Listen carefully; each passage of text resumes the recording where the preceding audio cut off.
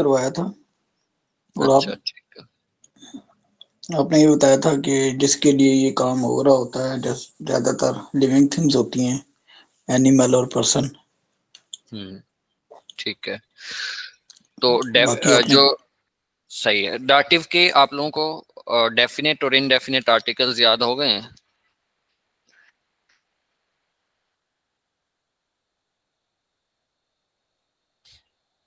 हम्म।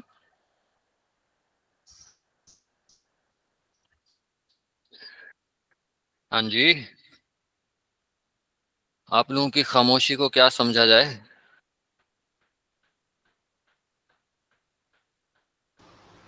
और ये आपने करवाया था, लेकिन वो तीनों फॉर्म किए थे ना, तो ये अच्छा देखें, दो दो तीन तीन एग्जाम्पल पहले इनकी कर लेते हैं अलग अलग, उसके बाद फिर मिक्स करते हैं इनको, ठीक है। आज नॉमिनेटिव, अकुजाटिव और डाटिव इसका करते हैं हम टोटली, जो जो इसके अंदर आता है प्रेपोजिशंस के अलावा। अब नॉमिनेटिव की डेफिनेशन, सबसे पहले आप लोगों को सेंटेंस के अंदर जो भी चीज आप यूज कर रहे हैं उसका पता होना चाहिए कि ये है क्या।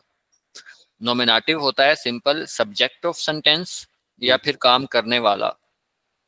अब इसकी एग्जांपल एक जरा अगर मैं कहता हूँ कि किशोर जॉगिंग करता है, तो किशोर भाई क्या हो जाएगा?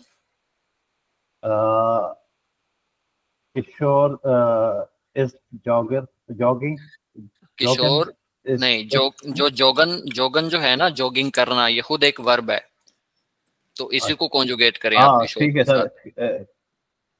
किशोर जॉगिंग जॉगिंग होगा। जोग, जोग। जोग, ठीक है। और आप बताइएगा सिस्टर यमुना के यमुना कुकिंग करती है तो क्या हो जाएगा?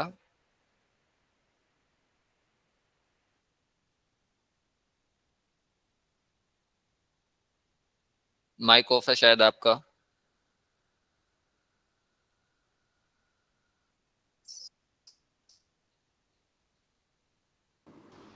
और शायद यमुना कुकिंग करती है सर। यमुना कुकिंग का क्या होता है? कुक, कोखन।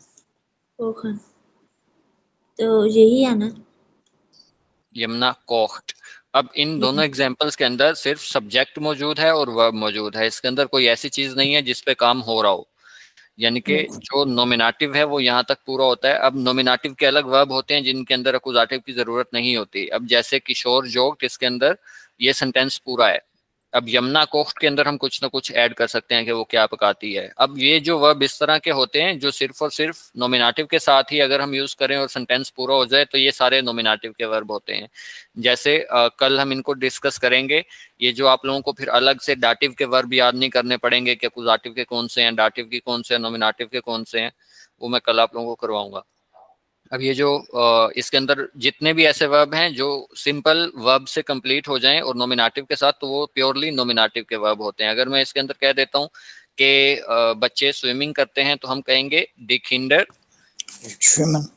श्विमन। अब ये नॉमिनेटिव के ये इतने हो गए, इसके अंदर हमें कुछ और चीज वजाहत करने की जरूरत नहीं पड़ी, ना थर्ड वाले में ना फर्स्ट वाले में। सेकंड वाले में हम कुछ ना कुछ ऐड कर सकते हैं। तो अब ये हो गया हमारा नॉमिनेटिव। अब अकुजाटिव देखते हैं। अकुजाटिव जो होता है, इसके अंदर अकुजाटिव की डेफिनेशन क्या है मेहताब भाई? सर जिसमें अकुजाटिव के साथ एक और चीज ऐड हो जाती है और उसका पता फुल मीनिंग मीन्स शो होना शुरू हो जाता है। यानी कि जिसके अंदर अकुजाटिव जरूरी हो, या फिर जो ऐसी चीज को ही हम सेंटेंस के अंदर ऐड कर दें या बोल रहे हैं जिसके ऊपर एक्शन परफॉर्म किया जा रहा है, यानी कि करने वाले के बजाय जिस चीज पे हो रहा है वो भी मौजूद हो। अब जैसे हमने ऊपर कहा था यमुना कुकिंग करती है, तो अगर आप ये कह देंगे कि यमुना जो है वो चावल पकाती है, तो क्या हो जाएगा मेहताब भाई? Yamuna cocked rice. राइस का आर्टिकल भी लगाएं। दी राइस। देयर राइस होता है। There rice. सर तो ये देयर जो है ये देन में चला जाएगा। हाँ जी, देन राइस। अब हमने ना सिर्फ ये कि हमें पहचान हो कि नॉमिनेटिव क्या है, अकुजाटिव क्या है, हमें ये सिर्फ पहचान होना ज़रूरी नहीं है, हमें पहचान के हिसाब से नॉमिनेटिव और अकुजाटिव के रूल्स भी याद होने चाहिए। जैसे हमने पढ़ा था कि एक्शन परफॉर्म करने वाला नॉमिनेटिव होता है, जिस चीज़ पे एक्शन परफॉर्म किया जाए तो वो अकुजाटिव होता है। यानी कि हम कहते हैं कि यमुना पकाती है, ये सिर्फ नॉमिनेटिव था। अगर हम वो भी बता दें कि यमुना क्या पकाती है, जो चीज़ वो पकाएगी वो अकुजाटिव हो जाएगा। तो अकुजाटिव के अंदर हमने ना सिर्फ, अब इसको हमने डेयर गाइस ही नहीं लिख दिया। अगर हम डेयर लिख देते तो ये डेयर तो है नॉमिनेटिव का, मास्कुलिन के लिए नॉमिनेटिव में यूज होता है। अब यहाँ पे जो गाइस है ये अकुजाटिव में यूज हो रहा है क्योंकि इसके ऊपर पकाने वाला एक्शन परफॉर्म किया जा रहा है, तो ये डायरेक्ट ऑब्जेक्ट या इसको फिर हम जर्मन में अकुजाटिव कहते हैं। तो अकुजाटिव के अंदर रूल्स के हिसाब से डेयर नहीं होता मास्कुलिन के लिए, डैन होता है। तो ये हमने डैन लगाया, ये अकुजाटिव हो गया। अब ये इसको हम हाईलाइट कर देते हैं। किशोर भाई आप बताइएगा।